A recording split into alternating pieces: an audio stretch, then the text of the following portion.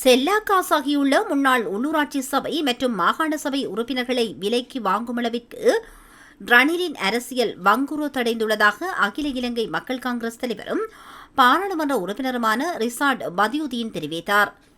நேற்றைய தினம் கொழும்பில் அமைந்துள்ள ஐக்கிய மக்கள் கூட்டணி அலுவலகத்தில் நடந்த ஊடகவியலாளர் சந்திப்பில் கலந்து கொண்டு கருத்து வெளியிடும் போதே அவர் இவ்வாறு தெரிவித்தார்.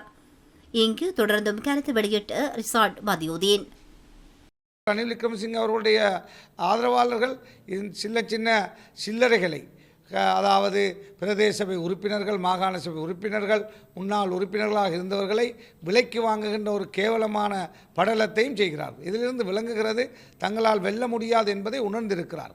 அதுபோல் ரணில் விக்ரமசிங்க அவர்களுடைய பேச்சுக்களிலிருந்து தெரிகிறது சஜித் பிரேமதாசாவை விட ரணில் விக்ரமசிங்க வெல்ல வேண்டும் என்று முயற்சிக்கிறார். சஜித் பிரேமதாசாவை விட அனுரகுமார திசாநாயக்க வெல்ல வேண்டும் என்று அவர் முயற்சிக்கிறார்.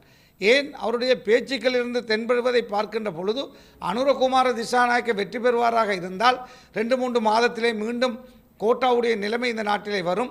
ஒரு பிரதேச சபையை கூட ஆள தெரியாதவர்கள் ஒரு நாட்டை ஆள மாட்டார்கள்.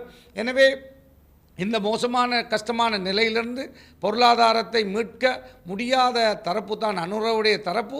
எனவே அவர்களை வெல்ல வைப்பதன் ஊடாக 3-4 மாதத்திலே மீண்டும் தனக்கு இந்த அதிகாரம் வந்து சேரும் என்ற ஒரு நட்பாசையில் அனுரகுமார திசாநாயக்குடைய வெற்றிக்காக மறைமுகமாக வேலை செய்கிறார்கள்.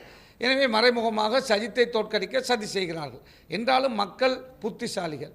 இந்த விஷயத்திலே ரணில் விக்ரமசிங்கவுடைய ஆட்சியிலே இந்த 2 வருஷ காலத்துக்குள்ளே நடந்த பல களவுகள், அந்த களவுகளில் ஆகப்பெரிய களவு தான் $1400 மில்லியன் விஎஃப்எஸ் களவு, அதாவது விசா களவு. அந்த களவு $1400 மில்லியன் என்பது 30 கோடி ரூபாய், 1 மில்லியன் $, 54,000 கோடி ரூபாவை மக்கள் பசியிலும் பட்டினியிலும் கஷ்டத்திலும் இருக்கின்ற இந்த காலத்திலே இவர்கள் கொள்ளையடித்தார்கள் என்றால் இவர்களை விட மோசமானவர்கள் இந்த நாட்டிலோ அல்லது எந்த காலத்திலாவது இந்த நாட்டில் இவ்வாறான ஒரு ஆட்சி இருந்ததா என்று கேட்கிறேன். எனவே அவ்வாறான மோசமானவர்களிடத்திலே மீண்டும் இந்த நாட்டை கொடுக்க முடியுமா என்று கேட்கிறேன். நோயாளிகள் கஷ்டத்தோடு போலிங்கிலே இருந்த காலத்திலே கேன்சர் நோயாளிகளுக்காக கொண்டு வந்த மருந்துக்குள்ளே தண்ணீரை ஊற்றி அத்தனை பேரையும் கொலை செய்த குற்றவாளியான அந்த கெகலிய ரம்புக்களவை நாங்கள் நம்பிக்கையில்லா பிரேரணை கொண்டு வந்து அவரை நீக்க முயற்சித்த பொழுது இந்த ஜனாதிபதி ரணில் விக்ரமசிங்கவும் அவருடைய அமைச்சர்களும் எம்பிக்களும் கைதூக்கி அவரை நம்பிக்கையில்லா பிரேரணைகளை பாதுகாத்தவர்கள்.